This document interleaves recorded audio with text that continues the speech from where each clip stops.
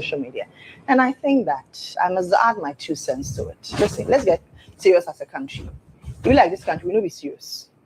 Somebody comes to Ghana, I understood. He's a streamer. He's putting Ghana on the global map. He's doing whatever. Then the person comes to Ghana for a day or 2, and then you shove the Ghanaian passport into the person's hands. When you're serious, All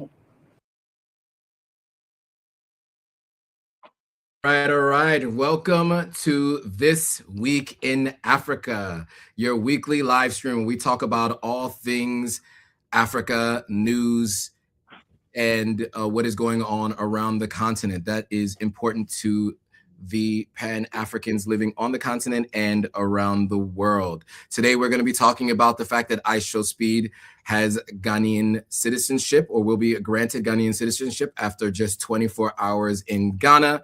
We'll be talking about Khaby Lame's $900 million deal and what that means for content creators. We will also be talking, he's obviously an African content creator living in Italy. We will also be talking about ELHAN OMAR being attacked recently and the news surrounding that. We'll talk about the new satellites that the AES will be launching, Mali taking control of its gold, and we will talk about some of the other geopolitical shifts happening around the continent. But before we get into today's news, we'll start with some introductions and we'll get back into that video that you just saw in the beginning. So before I introduce myself, I'll turn it over to our co-host for her introduction. Hello, everyone. My name is Gloria Ayo. I am the creator of Diaspora Station. Yeah, there's a change there. But yeah, very happy to be back. Oh, what I basically do is, do everything I can to connect Africans throughout the diaspora through news, history, and culture. And one of such platforms is none other than This Week in Africa with the Joe Hotagwa. So very happy to be back. Yes, and I am Joe Hotagwa, founder of Authentic African Media. Our goal is to help people do one of 3 things: visit, move, and invest in Africa. We do that through news, sharing stories of those who live on the continent, who have businesses, those who've made the move, so you can learn from others what to do and what not to do.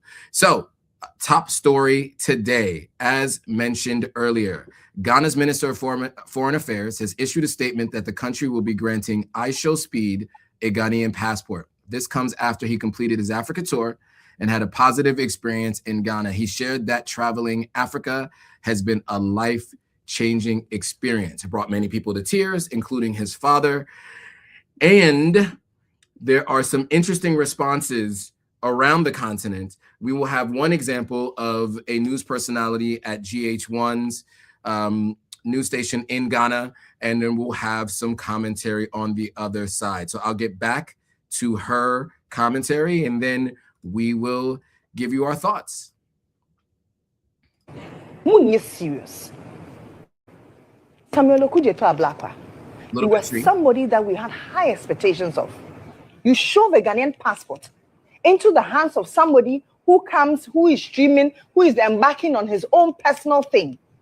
Okay, they're coming to jump on our jollof, coming to jump on our Black Star Square. What has it done to our GDP? What has it added to our economy? Woody Maya has been putting Ghana on the map globally. Have you seen that he's gone to America and the Americans have shoved him an American passport? Even Nigeria. Has Nigeria given him a passport? Too much. You've given him a Ghanaian passport. For what achievement? What has he done for Ghana? That he's come to sit on our jollof. And the moment he steps on the jollof and walks away, Ghanaians jump on that jollof and eat from jollof that he sat on. When you're serious, with the greatest of respect, let's put some value on our passport. Let's put some value on this country. All right, I will leave it there. So, Gloria, your thoughts. I have a lot of thoughts, but I'd like to hear from you first, and then I'll give my thoughts on what she just said. Okay, first of all, I did wonder what was going to happen to all that jollof after he flew in there and did the backflip, and I was like, that's a lot. Are people going to eat that? Because I don't like food wasting, but I guess I assumed it would kind of go down that way, and that really could have happened in any part of the world. It's food, you know what I mean? People don't care. Scrape off the top and dig in. Okay, I would have grabbed me a plate too. But in all seriousness, though, I thought shoved was a strong word, but I also understood the context in that they literally just offered it to him. Do you know what I mean? So I understand her concern, and I do have to commend her for being so bold, because this is a station you mentioned is based in Ghana. And to be able to speak truth to power so boldly is commendable. We obviously would do the same thing on this platform. And I love to see when people in legacy media or traditional media are still bold enough to speak truth to power. Now, that said, of course, it's a very controversial thing for obvious reasons. And I do want to point out that a lot of things, for instance, like when iShowSpeed was in Nigeria, you know, Joe and I had this conversation where I said, you know, because we had talked about Mr. Beast. I think it was last week as well.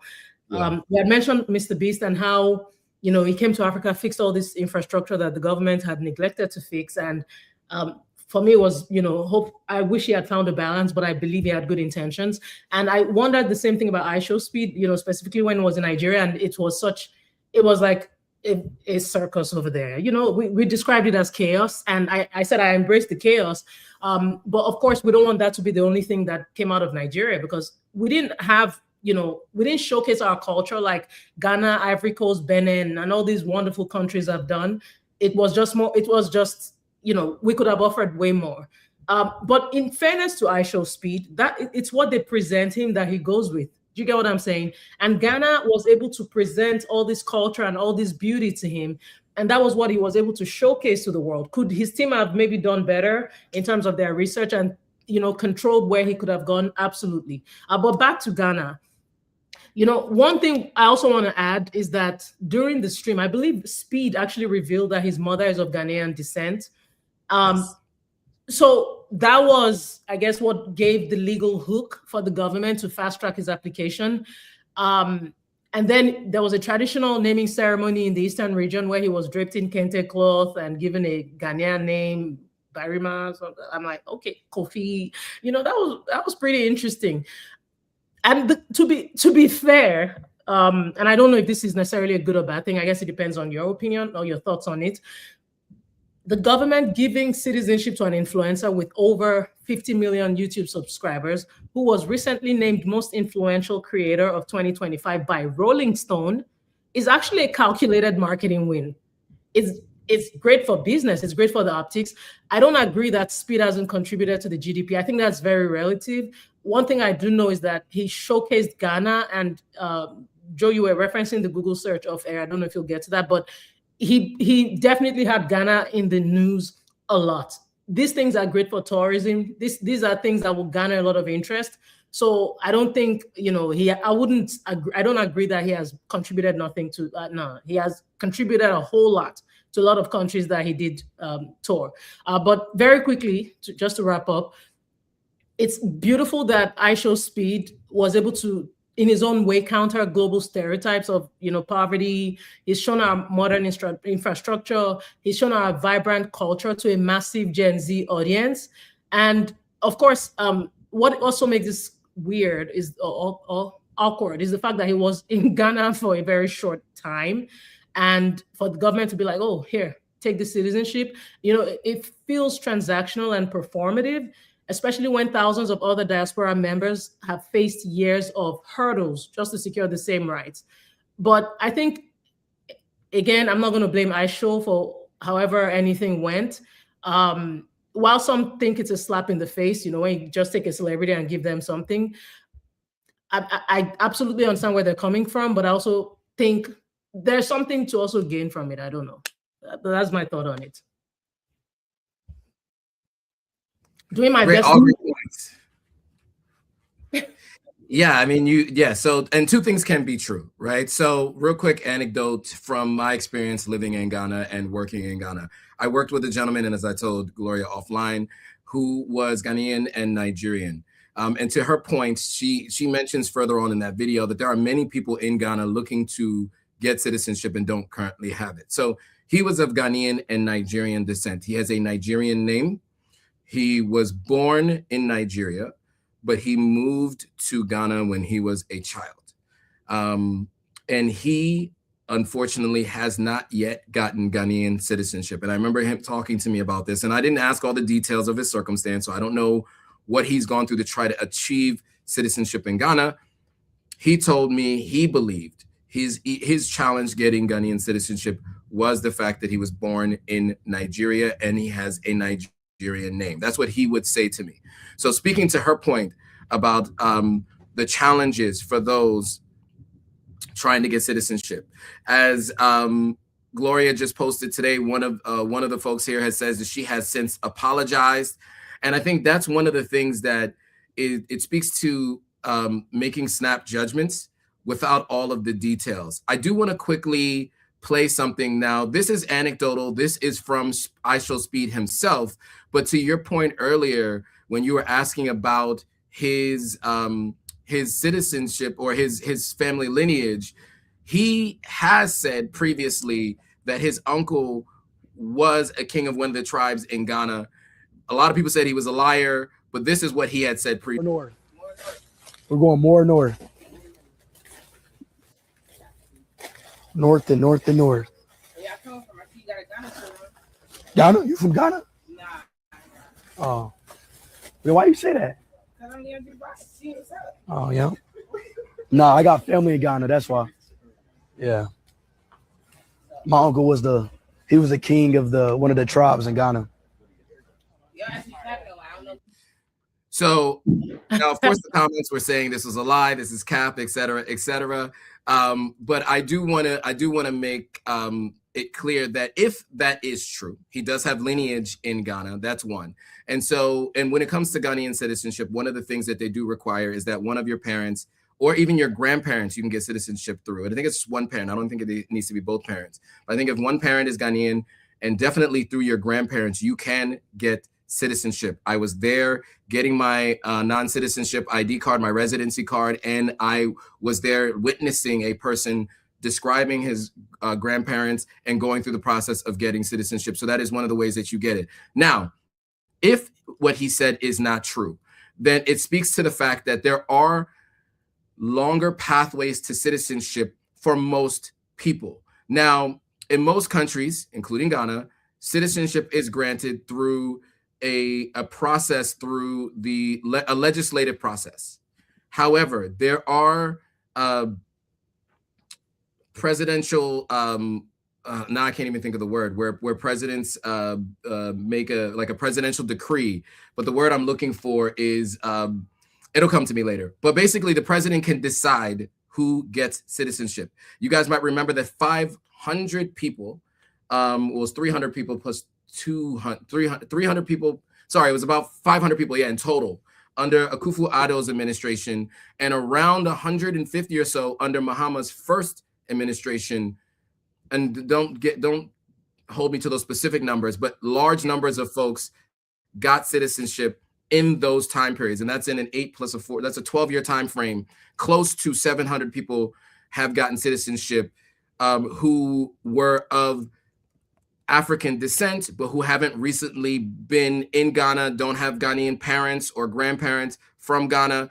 And so this has already happened to those who have been shown to be making a positive contribution to Ghana. A number of different things are listed on that process that those people were able to get citizenship. I will say there were other people who got citizenship who were, because they were part of a WhatsApp group or another group, they got citizenship.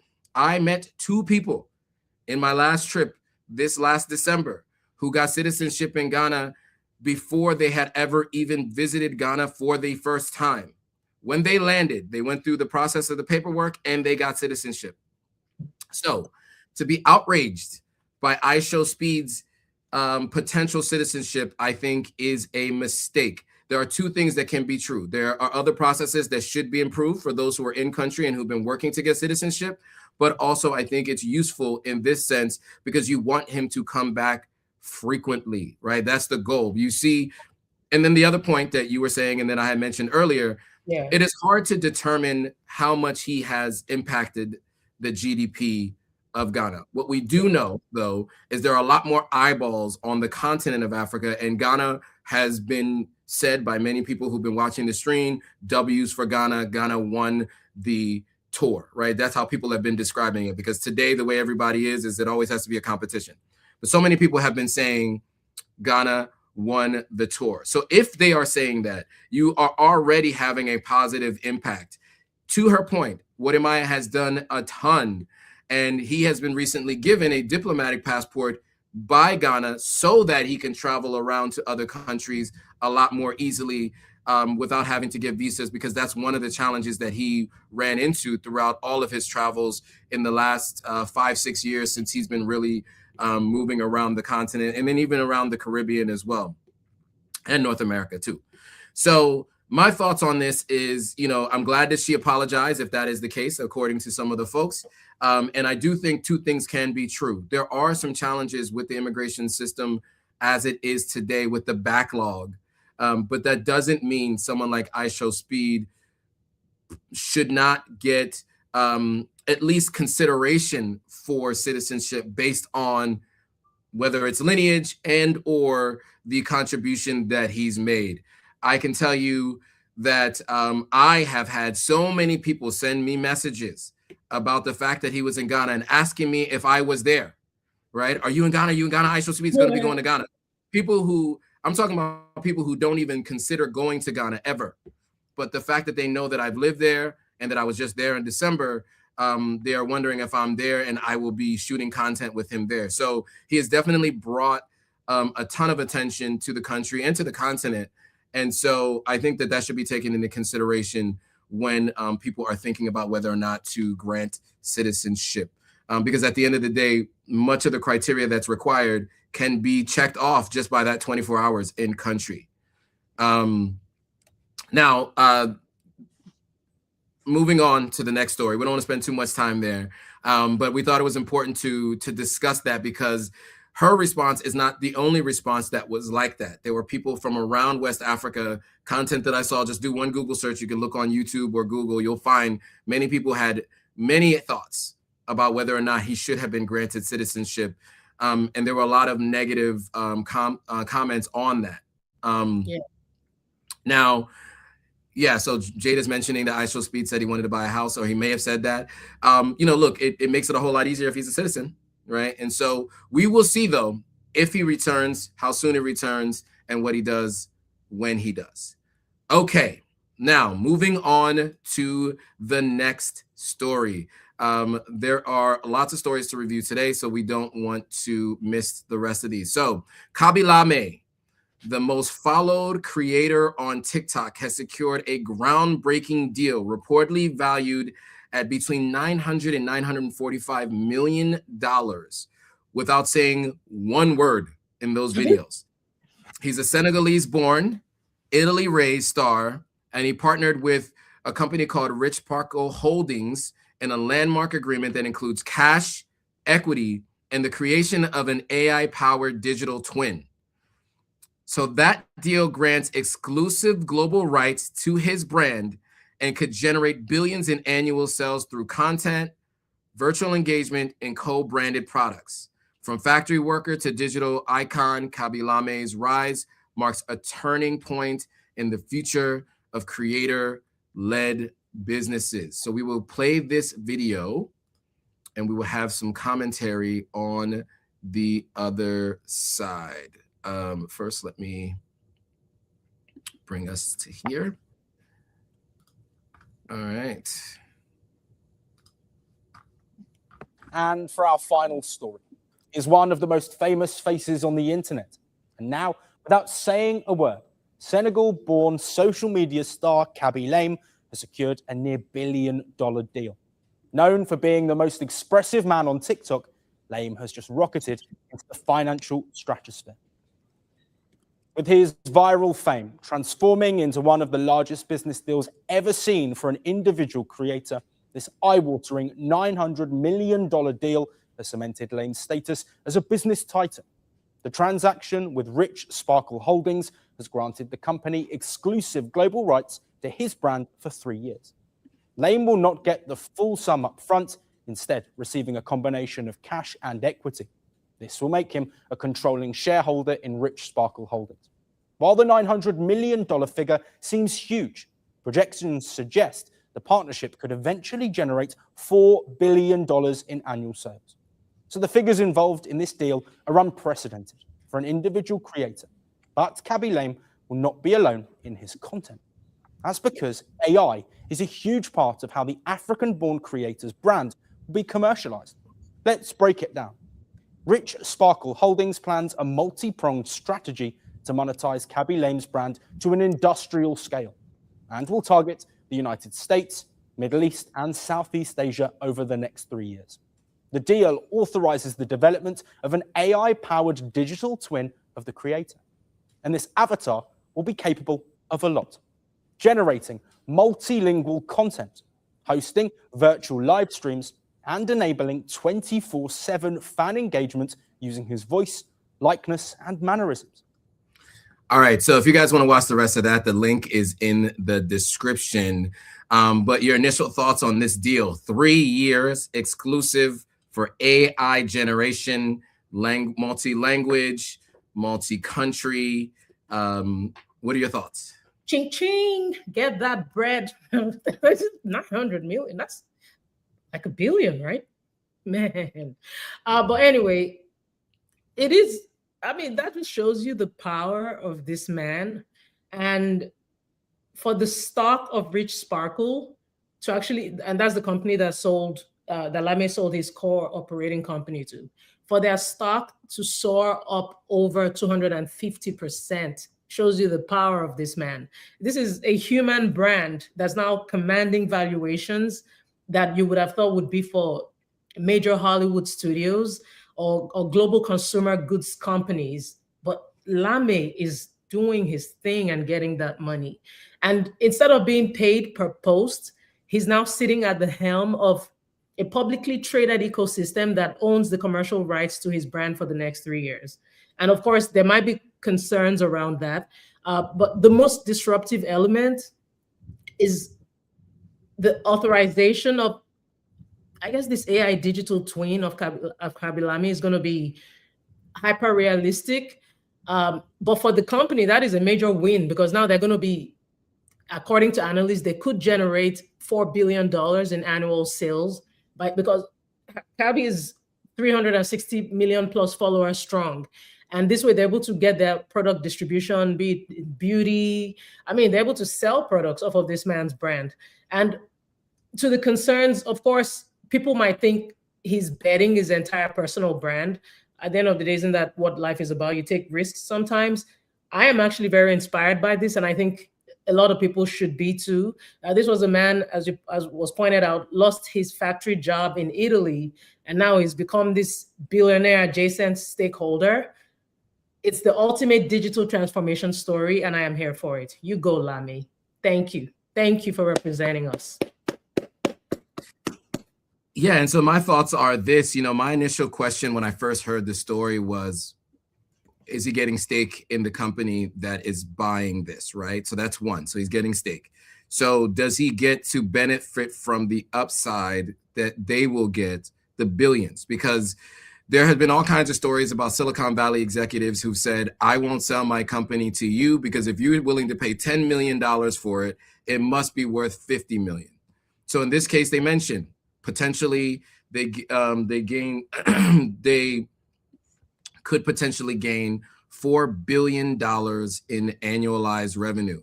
Him being a shareholder and a major shareholder in the holding company means that he will benefit from that. So his shares that he gets will also then increase in value. He'll be able to sell that for cash, and he'll also be getting cash for it. And the most important part is it is for 3 years.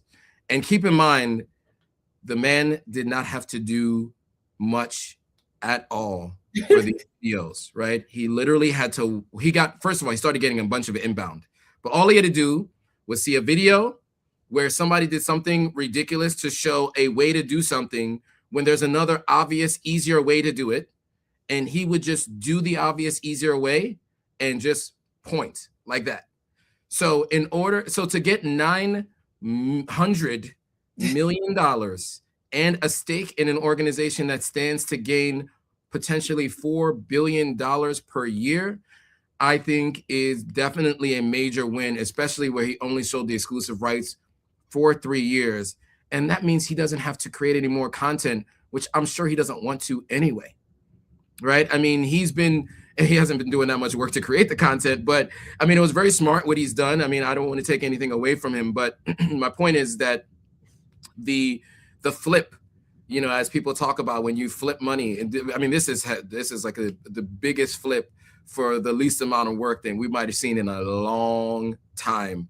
And so, yes, good for him. You know, capitalism rules the day once again, but it looks like he has some good lawyers and people on his side to help ensure that he maximized the profit from this, because we've heard so many stories of musicians, musical artists, and others being taken advantage of. But this is what happens when you have a large following. You can go to a company and you can negotiate as a joint partnership instead of negotiating from the standpoint of a weaker position.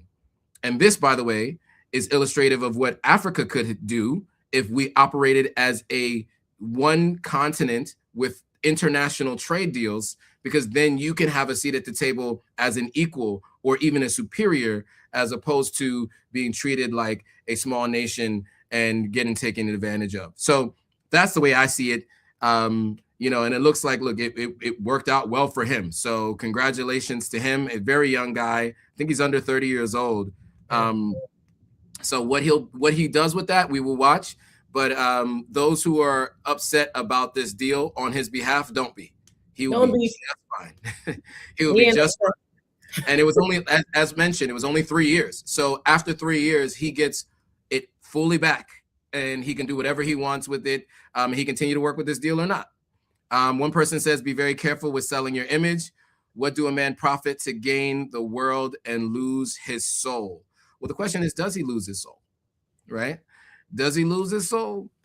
I guess we'll have to find out. I mean, it depends on if he disagrees with what they are using his image for, right? Does he have a say in what they're using his image for? And does he agree with it? Because when people talk about losing a soul, that means you have to have a certain moral compass, and you have to have certain standards for what you're okay with and what you're not okay with. And if something will be done that you're not okay with, but you will allow it for money. We don't know that yet, right? We have no idea we haven't heard him speak, right? We have no idea what his belief systems are, what he cares about, what he doesn't care about. He probably does not care what they're going to use his image for. Let us just hope that it's used for good and positive. I mean, obviously it's for advertising, pushing products. So however you feel about that, you know, you can feel about it, but that's likely what it'll be. And that's what he was doing anyway. So we will see. We will see. Any thoughts on that comment? I'm sorry, I took over that comment. Oh, I completely, just like you, I'm also curious, and we'll see. We will see. All right. So moving on to the next story. Obviously, we know we've talked a little bit about Minnesota and the Somali population there, and we also have mentioned that there is a congresswoman there by the name of ILHAN OMAR, and she was actually recently assaulted during a town hall meeting in Minneapolis.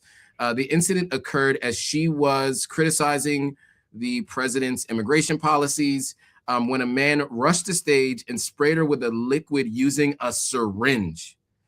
So security personnel did jump in, I think a little bit slowly, but a little bit after it had been sprayed, and they subdued him and arrested him. And from what I understand, he is being charged with third-degree assault.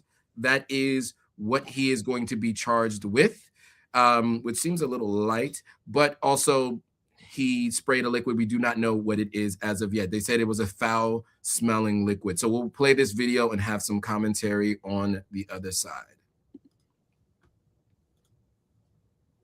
We're moving on to Minnesota, which remains on edge after 2 deadly shootings by federal immigration agents.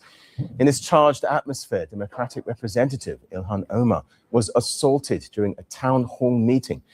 The incident unfolded on Tuesday night when she was speaking about President Trump's immigration policy Video shows a man surging towards the congresswoman and spraying a liquid at her with a syringe. A security guard immediately intervened. Omar stepped back, then returned to the podium after a brief pause, determined that the event would continue.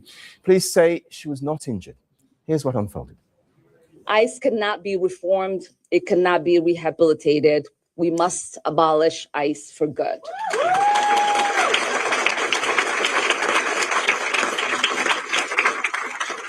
And DHS Secretary Khaby Lame must resign or face impeachment.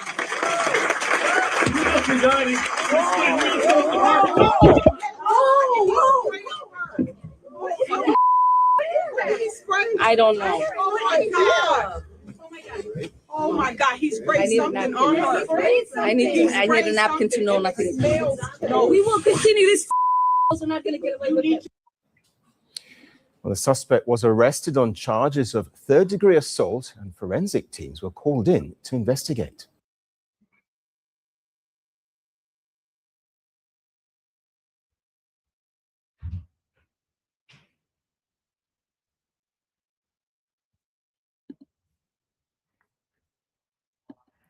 Joe? Can't hear you. Oh, your thoughts on that incident? Yeah. Sorry. Okay, that's okay. Yes. Well, someone said it was apple cider vinegar. Okay, I guess we all want to find out. They said it smelled. They could just get talking about how badly it smelled. On my page, I actually did a slow down version of it. I think you saw the video of this spray, going towards her chest. Of course, there have been a lot of reactions. Oh my goodness, my Facebook blew up with that video with all kinds of reactions. I haven't even gone in there to look, but I know it's going to be a lot of toxicity. And unfortunately, that is what the environment is now. This is where America is now, and I'm not here to necessarily condemn anyone. I'm not even trying to be political about this. But what happened to ILHAN OMAR in Minnesota only shows you how intense this racial and political tension in Minneapolis is. And of course, this is following the loss of life of Renee Good and Alex Pretty, and this spraying actually happened as she was calling for the abolishing of ICE and Khaby Lame resigning, and the man actually yelled, "You must resign," and then sprayed. So I've seen a lot of mixed reactions. Some people think it was staged. Some people think she deserved it. Of course, other people think it was unfair. And some people even mentioned Charlie Kirk in the mix and talked about, whatever it's just such a scary world we're living in right now. I do not recognize this America. For it to spill globally is even more scary. I think during Trump's first term, it felt more American. I mean, there was some global spillage going on, but now it's like the entire world just has this air now. It's but what I always recommend is don't try to absorb too much of it. Just take things, sometimes do with it what you will, but you have to also do what you can to protect your mental space. But my conclusion on this is, no matter what happens, I will never support something like that happening to anyone, let alone somebody in power. Whether or not you think it was staged, I would never agree with the physical attack. It could have been way worse. Any form of physical attack, be it a spray, it could have been way worse. And I'm just glad she's safe. I am impressed at how bold she is. I don't know if you saw the video where she literally she was going to go pounce on the man, it seemed. But I'm not a fan of whatever that was. Not a fan of what happened to Charlie Kirk either. I think we can all disagree politically without things just getting to this level that it's gotten to. Yeah, so my thoughts are, look, one, we're reporting on this because she is a migrant to the United States from the continent of Africa, and she was a refugee, right? And so we've been talking about Somalia and the Somali refugees, and she is an American citizen, obviously. So now, specifically as it pertains to this story, right, there is a lot of skepticism from those who feel like because it was light right? And because of her response, people presume that this was staged. Just like there were other people who disagreed with the president of the United States, and some people feel like that was staged. I think my approach with these things are this. I always look at everything and I look for, I look at it through the lens of here's what we know now. And until I have proof otherwise, this is what we know, right? And by proof, I mean independent investigations by those who do not have a dog in the fight, right? And so as of right now, and even for the other attempted attacks on other Congress people and also all the way up to the president of the United States, as of right now, independent investigations have all come back saying that these were actual attempts, right? And they've looked at the psychologies of these individuals. So I will not walk away with skepticism on this. So what I will say is this. One of the questions I have is why the security isn't able to pick this up as someone does walk into a building. So the question is, do they do pat downs? And it is a sad place today that you have to ask that question at a town hall, right? You should be able to go into a town hall and to be able to address your representatives and communicate directly without having to get patted down or going through a metal detector. However, these high profile figures do need to have levels of protection in place and better protection than they have had. People going to people's homes and hitting them with a hammer, people shooting people at college campuses, people coming into a town hall and spraying a substance. They're all different degrees of violence, but all of them are unacceptable. And all of them, I think, could have been prevented and should have been prevented. So in my opinion, we are too far along with technology and skill set to allow something like this to happen. Now, to her response, she took a moment to gather herself. She got back up on stage, continued her speech. So whether you agree or disagree with her, we should all agree that this is not acceptable for her or folks who are on the opposite side of the aisle from her as well. I mean, all of it is bad and wrong, regardless of how you feel about her, her politics, her personal life, etc. So those are my thoughts there. We're just reporting on it because she is an African in Minnesota. And of course, we've been talking a lot about the Minnesota migrants and the situation that's happening there with ICE, etc. So that is why we discussed that particular story. Okay, moving on to the next story. So there's been a conversation about China cutting loans to Africa, even as exports to Africa grow. So First Post News reports that China's trade with Africa is rising, even as its lending slows. China's exports to Africa climbed to $225 billion in 2025, while Africa's exports to China were $123 billion in that same time frame. So the shift comes as Chinese firms look to new markets after the US-China tariffs and a truce in October 2025, with Chinese goods to the United States still taxed at 48%, China is lending to Africa and doing more business on the continent of Africa. It peaked at nearly $29 billion in 2016, but it actually fell to $2.1 billion in 2024.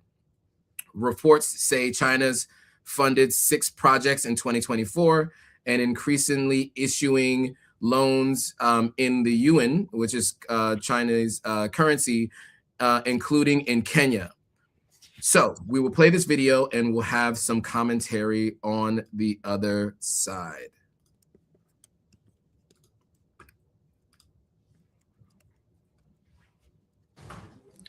Our next story is about China and Africa. For years, Beijing has widened its footprint in Africa. It has built roads, ports, and railways and given out billions of dollars in loans. But now there's a shift.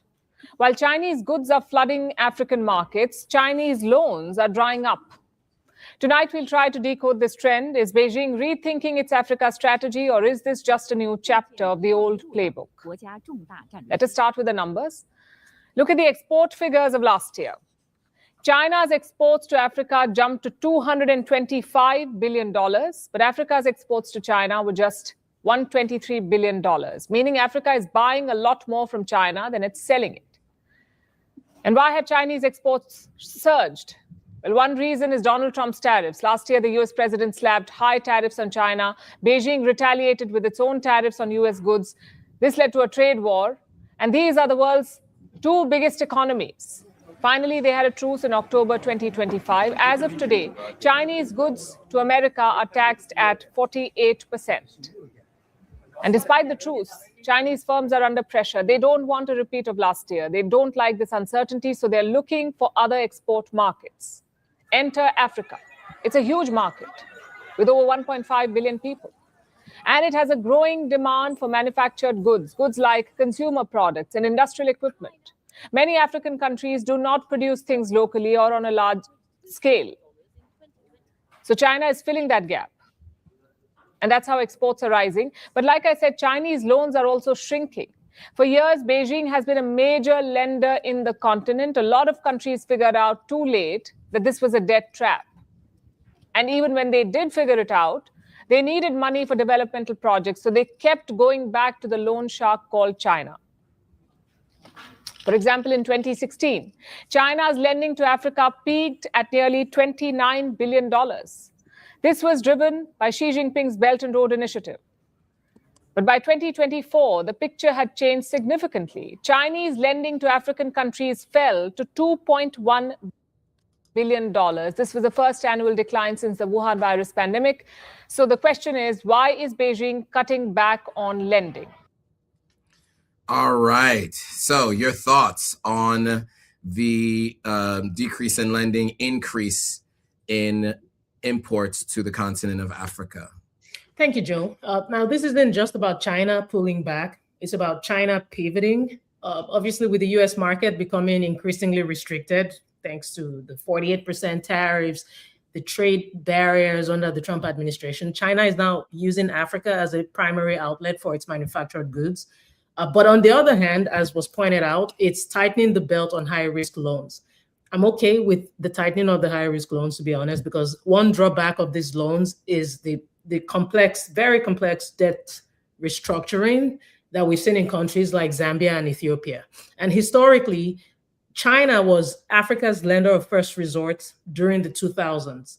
You know, China has funded the highways, railways, ports that Western banks have ignored. But the real world cost of those decades of lending is now coming due. This year alone, for the first time, African nations are now sending more money back to China in debt repayments. We're talking about $22 billion than they're receiving in new loans, which about $2 billion. So it's like payback time. And that was something that for decades, or for years, people were concerned about. What happens when we have to pay back? So I'm very okay with the loans actually being reduced. I'm okay with aid. You see, people have different thoughts on it. They say we need aid, we need loans. Yeah, and look at how that has helped us, right? How has that helped us? But anyway, back to the goods going to China from Africa. My question is to our leaders. Now that African markets are flooded with made in China products, which has always been the case, but now there's even more of a surge, what happens to our products? Where do they go? Are we focusing on enabling manufacturing on the continent so that we have more balance? Can we export more than we import? Can we work on consuming more of our own products? There's a reason China is in Africa. China knows the gem we carry, but do we know the gem we carry? Absolutely. And I will say, you know, look, one of the things that China has done well has been creating. So when they figure out something works, they pour gasoline on it. So there are cities in China that do very specific things. So certain cities are all about clothes. Other cities are all about electronic goods. And you have factory after factory after factory pumping these things out at low cost because their labor wages have much to be desired. Let's put it that way. And so they are able to pump out a lot of cheap goods and send them elsewhere. Now, you're talking about a continent with GDP that and monthly income for many that is much lower than what it is in China. but you have a very high consumer economy on the continent. So to your point, we would love for people to have intercontinental trade, more manufacturing on the continent, and more more buying of our own goods. And then, of course, better selling of our goods internationally. But what I would say is this. One of the things that I found to be an uptick, and this is anecdotal, right? This is based on my personal experience, but, you know, I lived for 4 years on the continent. And of course, I've been going back and forth 3 to 4 times a year, every year since I've come back to the States. And what I find is more and more people have begun businesses selling Chinese goods within the different countries that I go to. People are starting e-commerce businesses. People are starting other types of commerce, buying and selling products. And people are buying more products from China for their own personal use. And I'm talking about products that seem to have a lifespan longer than what we used to say about Chinese goods in the United States. There were many comments we used to make. Now, obviously, if you have a knockoff of, you know, like Apple AirPods or something, they are not going to work the same way Apple AirPods are going to work.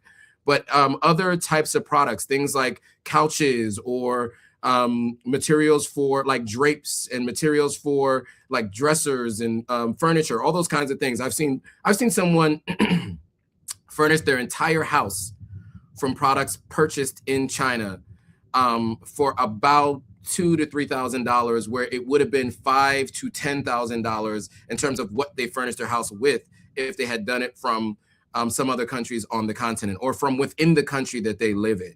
So I must say that there are many people that are going to continue to do this, and I think we need to do a better job of intercontinental trade.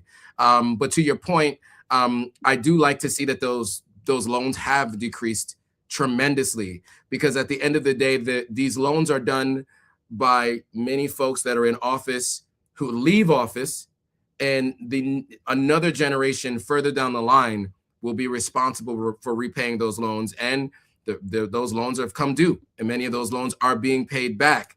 And so I'd like us to do more trade to generate income as opposed to getting more loans and more handouts. We'd like to be seeing people shake hands at the table than having a hand out for money. So with that was the China story. Let's move on to the AES. Mali, Niger, and Burkina Faso are to build Sahel's first satellite with Russian help. So Vladimir Putin is expanding Russia's presence in the Sahel region by helping the AES build a shared communications satellite. Now, this satellite is designed to operate outside of Western control.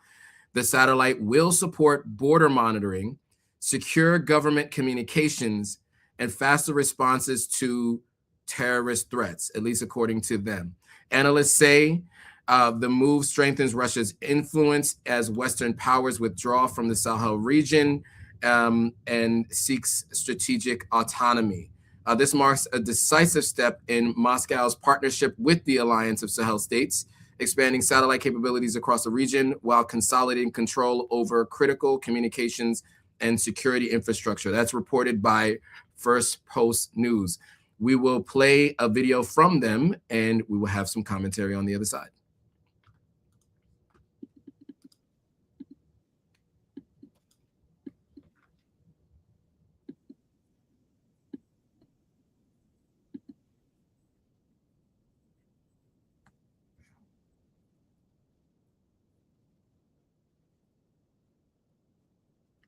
Is it playing?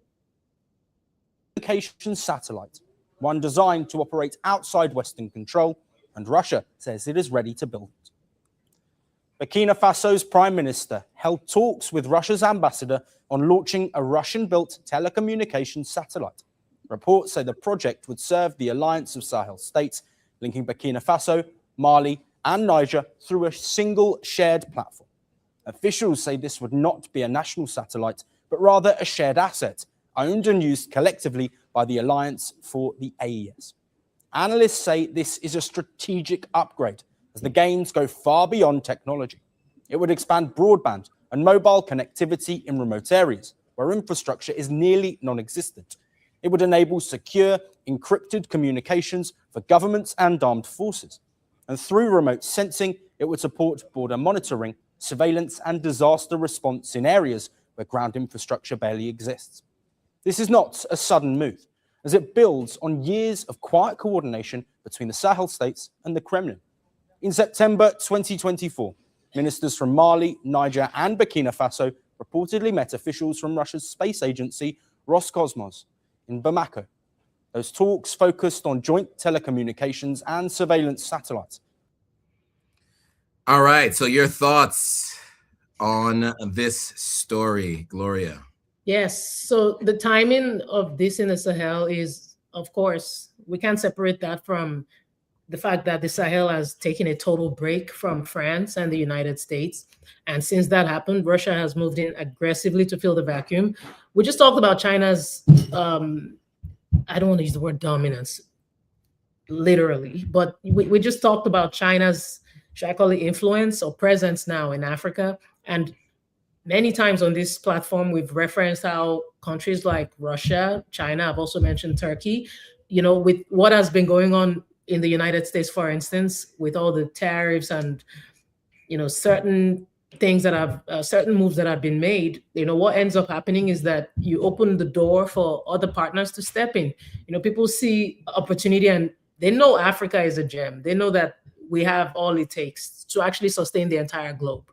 But what with this move that Russia is making, this satellite is going to, you know, provide high-speed internet, mobile phone services, radio, television, broadcasting to remote underdeveloped areas. So I see some good coming out of this.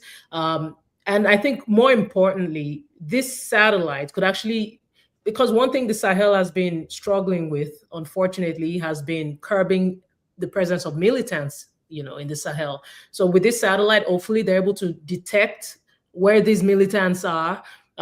There's also mention of natural resource intelligence, where they're able to actually detect mineral reserves. And that way they can manage environmental emergencies that happen due to flooding and droughts that occasionally happen in the Sahel. Ultimately, I hope it does benefit the people. I think that's the most important thing. And we'll keep our eyes out, and hopefully our leaders make the right decision in that regard. Yeah, and I'll say, look, one of the challenges that we see is internet connectivity on the continent. You know, electricity, internet connectivity, these are two things that I think is really holding much of the continent back. You know, we have a lot of very powerful human resources, not just the resources underground, but very smart and innovative people. But I think they're restricted by the limitations of technology and access to light. And so these are the things that the AES is working through mineral deals with and other deals with the East, we'll say the Far East, in order to improve, right?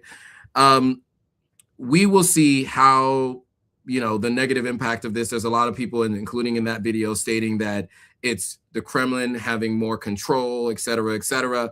You know, obviously the AES sees it as them having more control of their communications and being able to have encrypted communications between them.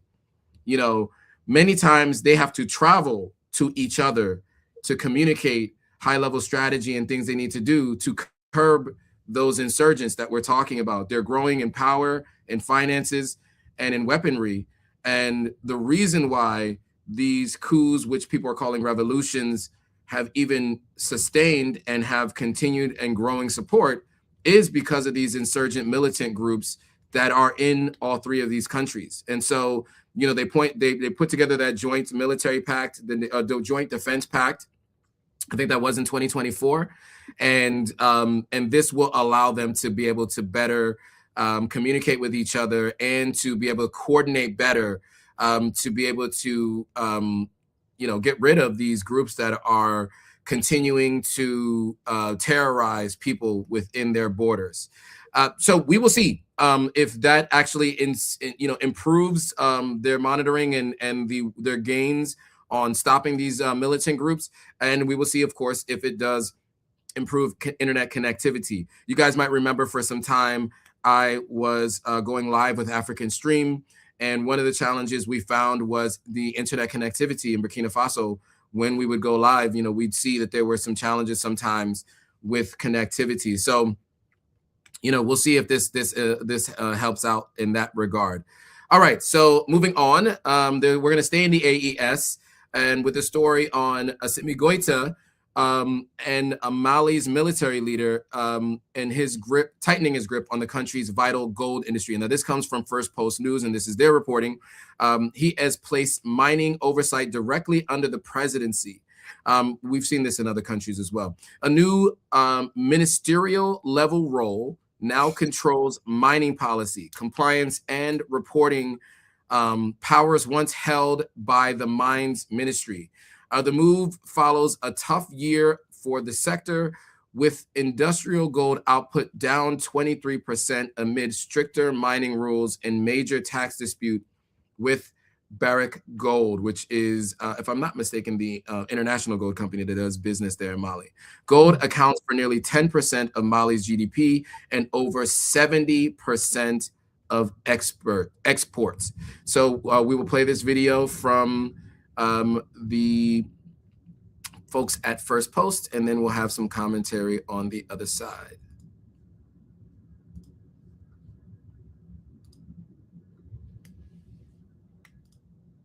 And for our final story, Mali's military leader is strengthening his grip on the country's gold industry, with direct control over the vital sector that struggled in 2025 under strict rules.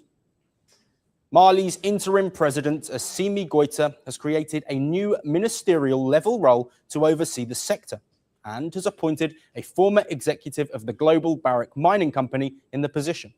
And legal documents show that the new minister will have powers to supervise mining policy implementation, monitor compliance with the mining code, and review reports submitted by title holders. These responsibilities were all previously handled by the Ministry of Mines.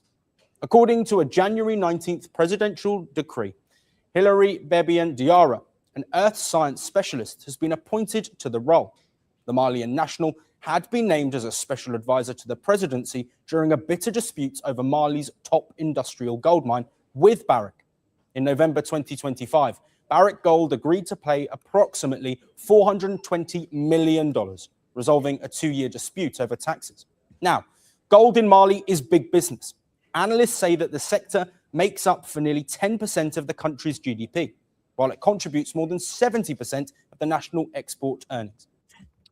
All right, so your thoughts on this move by Assimi Goïta, the ruler of Mali, or the interim president of Mali, I should say. Yes, and when I was just listening to that, it brought to mind the fact that obviously some people would have concerns around military rule and when the military take over, is it really a democracy anymore? But when we had civilians in power, did we have this sort of things? Did we get a sense of some of our leaders, I'd say many, being more concerned about us owning and managing our own resources? I mean, the fact that Diarra, who actually used to work with Barrick Gold, was hired speaks volumes. It's so strategic. I think it's such a smart move because now they're able to get insider info on mining on the international scene and things that, I guess, knowledge that we could all use on the continent. But I'm very... Oh, I think we lost you, Gloria. It's our resources. Huh? I think we lost you for a second. I don't know if that was just on my end, but I think we lost you. Oh, okay. Well, I don't know what was the last thing you heard. No, you were just saying it was a good strategic move, and then we lost you for about maybe 10 seconds. Oh, I'm sorry. But it's our resources, so I am for the people. As long as those resources benefit the people, let's go, let's get it. It's our resources, Joe. Yeah, absolutely. And Barrick Gold is in Canada. We own these resources. Right. Good point. And so look, you saw that what they said, right? $400 million in a tax dispute was agreed to be paid, which it would not have been done under any other leadership, because that dispute had been there under previous leadership. And you see that this is the kind of thing that people were saying, this is not an ordinary coup, this is a revolution, because the people of the country support it, because you have these kinds of things. And you see, when things are not going well, a swift move was made to improve it. exports were down 23%. A swift move was made to see if they could correct that. So we will see how this turns out. But so far, since Assimi Goïta has taken control of the country, we've seen them have some of the biggest swings in economic improvement and made a lot of changes to these trade deals and mineral deals that they've had with Europe and Canada. And it's all had positive benefits and outcomes for the country of Mali. To be honest with you, a lot of what they've done can be really a model for other countries on the continent, specifically in West Africa, who have minerals underground. All right, so now moving on to the next story. We are a little bit over time, but I think I have some time today, so I do want to get through some of the rest of these stories. Now, we have reported on this previously. Rwanda had been in discussions with the United States to take migrants, third-party country migrants. They had previously been in discussions with the UK. And you might remember we discussed that the UK actually backed out of that deal. If I remember correctly, it was 2 prime ministers ago, where the former prime minister backed out under pressure from the country, and I'm forgetting his name because they run through so many prime ministers. I'm forgetting their names. But yeah, so he was the of Indian descent, if I remember correctly. And he, there's a picture of he and Kagame shaking hands and talking about this agreement, and there was pressure to get rid of this particular plan. So Rwanda is now suing the UK over the scrapped asylum seeker deal, and they seek compensation because a big part of that deal was that the UK was going to compensate Rwanda for taking these third-party country migrants. And so since scrapping that deal, Rwanda is asking for that money. So diplomatic tensions between Kigali and London have escalated significantly as Rwanda launches former arbitration proceedings against the United Kingdom over the now scrapped migrant deportation deal. This is being reported by First Post News. Filed at the Permanent Court of Arbitration in The Hague, the lawsuit accuses the UK government of failing to honor financial commitments outlined in the 2022 agreement brokered by former Prime Minister, and is actually before the Prime Minister I mentioned. It was actually with Boris Johnson in 2022. I'm sorry, yes. And Rishi Sunak, even I had to look up the name because, like as you said, they've had so many prime ministers, but I thought about Boris Johnson too. Yeah, so it was Boris Johnson, and it was not the Prime Minister of Indian descent whose name is now still escaping me. But Rishi Sunak. Sorry, what was his name again? Rishi Sunak. Yes, okay, there you go, Rishi Sunak. Although Prime Minister Keir Starmer's Labour government declared the scheme dead and buried following their 2024 election victory, labeling it a waste of taxpayer money, Rwanda contends that the UK did not follow former termination protocols. So consequently, Kigali is seeking approximately $68.9 million in outstanding payments that were scheduled for 2025 and 2026. So we'll play some video from First Post News and we'll have some commentary on the other side.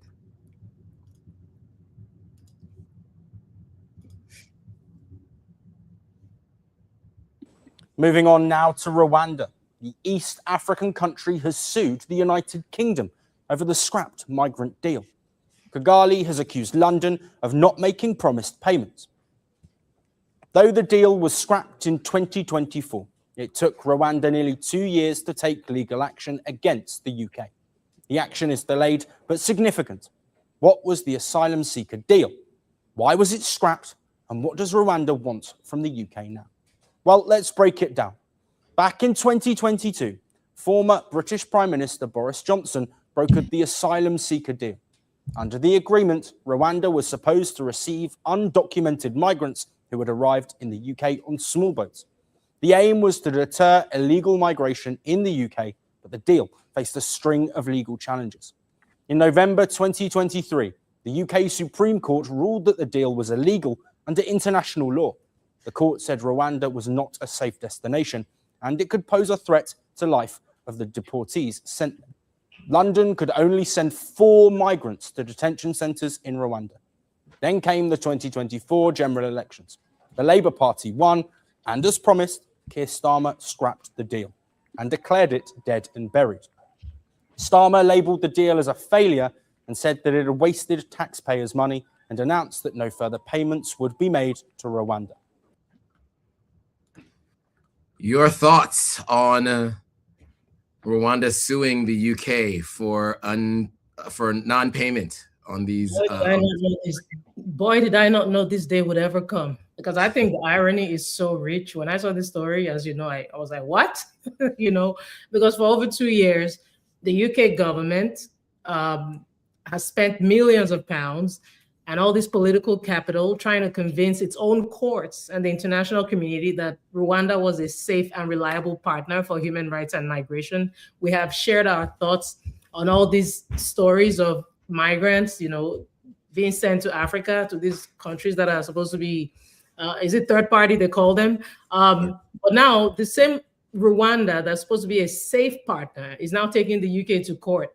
So basically what Rwanda is doing is it's using the very rule of law, the same international standards that the UK championed. Now it's using that to demand more money from the UK for a scheme that never actually fully launched. And to date, the UK has paid Rwanda roughly 290 million pounds, yet only 4 people were sent over to Rwanda. And those four people actually went voluntarily. So now Rwanda is suing for an additional 100 million pounds in scheduled payments for 2025 and 2026, arguing that the UK cannot stop paying just because it decided to change its mind about the policy. And one of Rwanda's 3 claims in the lawsuit is that the UK breached the treaty by refusing to resettle vulnerable refugees from Rwanda in the UK.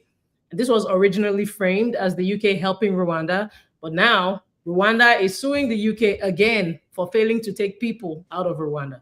It's quite confusing, but I think it's extremely ironic and interesting. It is interesting. We talked about this. I was never a big fan of this third-party country migration schemes. I'm not a big fan of them, generally because I think, first of all, many times they're getting sent back to their country of origin that they were claiming or seeking asylum from to begin with. That's one. And then 2, them resettling in that new third-party country is unsettling many times because there are no ties to that country. They had no plans of being there. And those countries don't always have plans for them. It's just another financial scheme by many of these countries. Now, in this particular case, I find it interesting because there was a lot of pushback on the continent as well. Not the same kind of pushback there was in the UK, which had them scrapping it to begin with, especially because the Labour Party is now in power, and they finally just outwardly said they're no longer going to do it. I think Keir Starmer kind of kept it in the background, didn't really speak to it too much. Sorry, I'm saying Keir Starmer. Rishi Sunak didn't speak to it too much in the later part of his prime ministership. And so there was always a potential for it to be back on the table. But now that the Labour Party is in power, which seems to be like the more liberal party sort of in the UK, they would side with the folks that would say that they don't agree with this particular policy and this deal. So it'll be interesting to see if, in fact, they're able to get that money. We will watch closely and you'll let you know.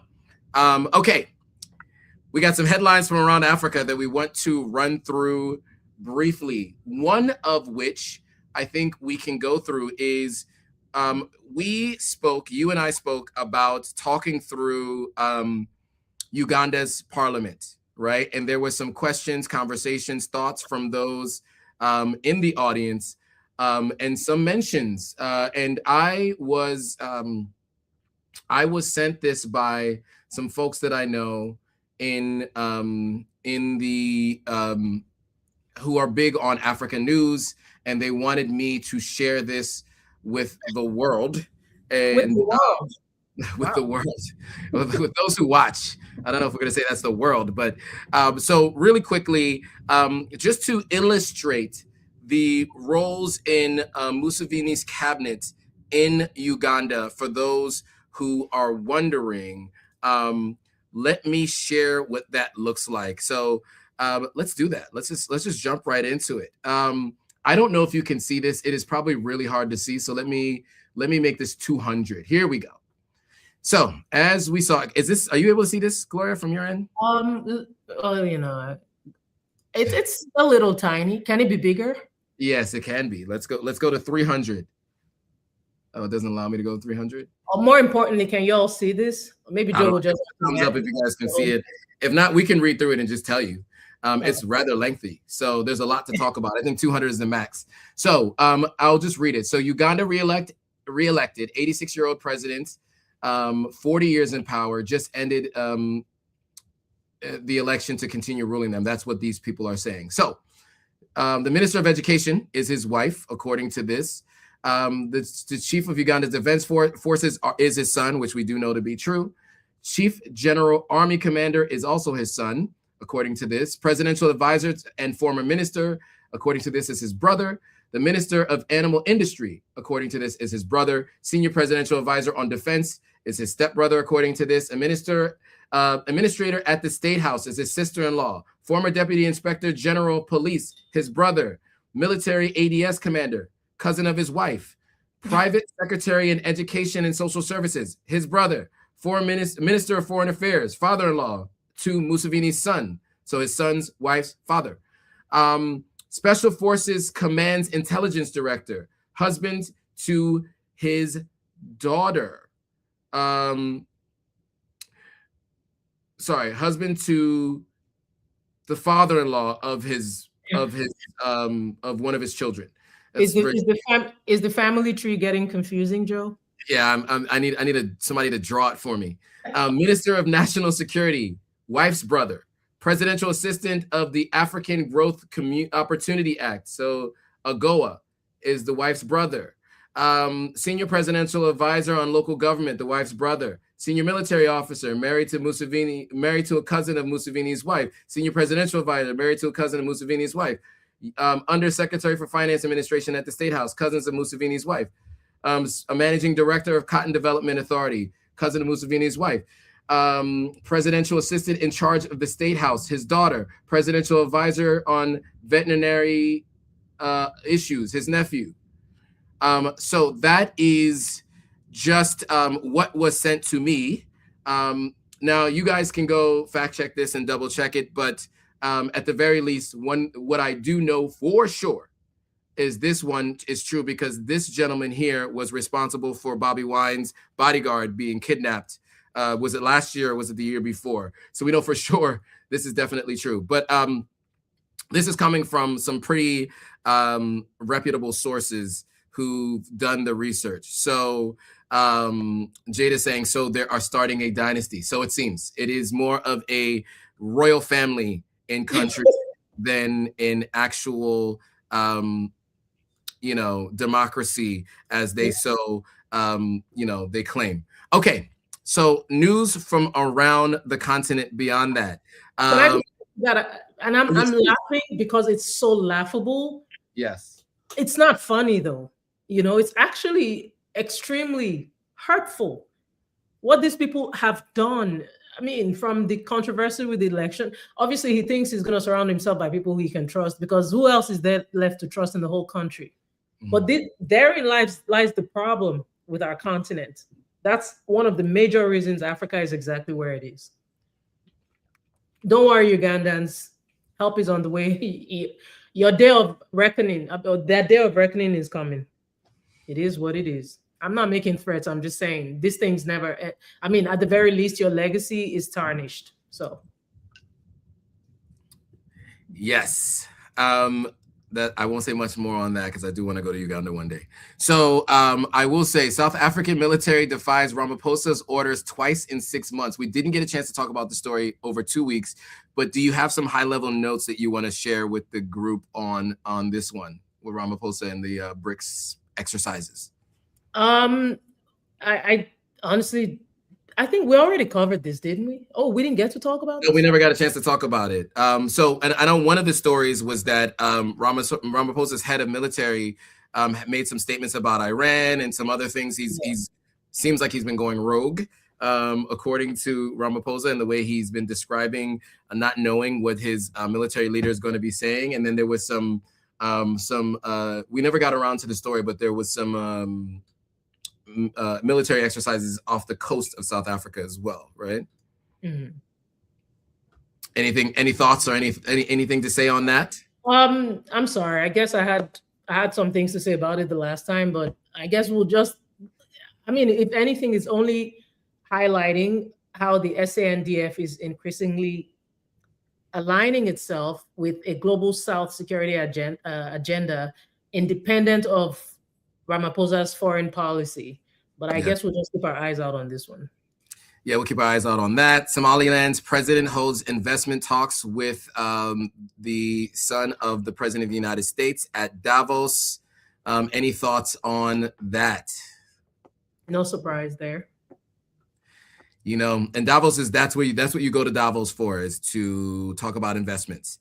Exactly. Egyptian lawmakers are working to limit children's exposure on digital chaos of social media. What are your thoughts on that? Well, obviously, the first thing that comes to mind, well, I say yay for the children and good for parents, but I also hope it's not a tool for censorship, you know, in the name of child protection. But we'll keep our eyes out on that one too. Yeah, and I'll just add to that. I think one of the things that has to be done is it has to be done across the board. You know, children today, many times, or not even today, always, judge themselves based on others, right? And they're trying to fit in, understand the social order, social constructs, etc. That's why something that might seem small to us seems so big to them, because they're still understanding who they are and growing in the social construct. And so this is one of those things that has exacerbated bullying and all other kinds of depression, etc. And so if, in fact, this is done across the board, I think this is going to be a benefit to all society moving forward. If you guys haven't noticed, if you know anybody Generation Alpha or even younger Gen Zs, they have a hard time communicating in person with actual humans. And this is something I've been speaking to my nephew a lot about, because he is now in the work world. And luckily, his mother didn't have him on the phone at all times growing up. But he has talked about how his friends cannot talk to the opposite sex or the same sex, if that's what they're into. They just have issues communicating in general. And even in small groups with each other, they prefer to communicate via text. And even sometimes they will communicate with each other in the same vicinity via text versus in person. So I think there are many challenges and many problems with having children having access to social media and devices at all times. It should, in my opinion, they should be used for emergency use only. Nigerian soldiers face trial for alleged Tinubu coup plan. Thoughts on that? Thoughts. I've seen a lot of people say, or some people say, oh, wow. So now you're actually admitting that there was an attempt. Because in the past, you know, there have been rumors of coup attempts and the government says, oh, no, there's no such thing. So with this happening, people think it's actually the government finally admitting. And that comes in cases where, you know, people are just displeased. You know, if people are not happy, I'm not saying I am for or against coup attempts. I'm just saying that you will have cases, there will be rumors, there will be things actually happening. I think the most important thing, and perhaps this could be maybe a moment for the government to reflect and say, oh, perhaps the people are indeed dissatisfied, which, you know, is very obvious. Anyone can see it. But maybe this will be some kind of wake-up call. Doesn't look like it. If anything, it's more of I'm clamping down on whoever dares oppose me. And it's not just the military. It's happened with even civilians, peaceful protesters, etc. I could go on and on. So I guess they're just yet again they're more focused on securing their place in power as opposed to actually making sure that the people are happy and not disgruntled enough to want to make moves like this. Absolutely. Yeah. And then look,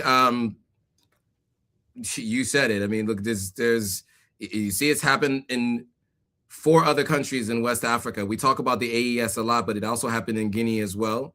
There were some people in the chat that felt like Guinea should be added to the AES. I think there are reasons why they haven't. That's a conversation for another time. As someone who spends a lot of time in a country that borders Guinea, we can talk about that separately. I don't want to get into that. There's some shaky, muddy waters there, so I won't. But anyway, so those are the stories and the headlines from around the continent. If you want to read into those more, the links are in the description, or at least the titles of those stories are there, so you can copy and paste. If you're watching on Facebook, they don't allow that many links, so you can just copy and paste the headline into Google and or YouTube, and you can find those stories if you want to look into it more. Any final words for the audience, Gloria, before we go?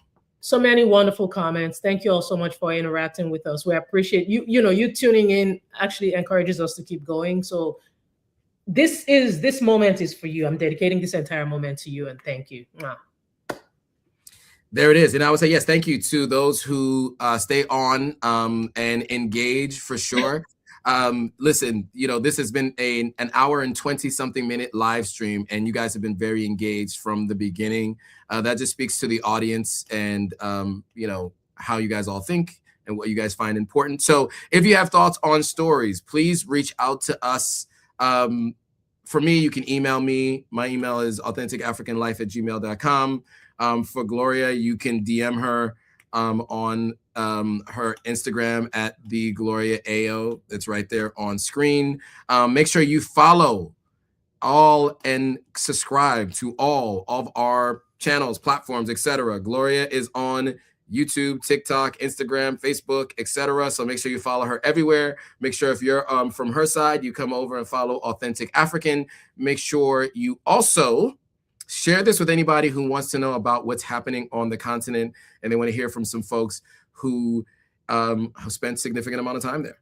And with that, I want to thank you guys all for watching. We'll see you guys all again the week after next. We won't be able to go live next Thursday unless it's on another day, which I have to talk to Gloria about because I forgot to mention that to her earlier. So thank you guys all for watching. We will see you guys all soon. Bye, guys. Bye.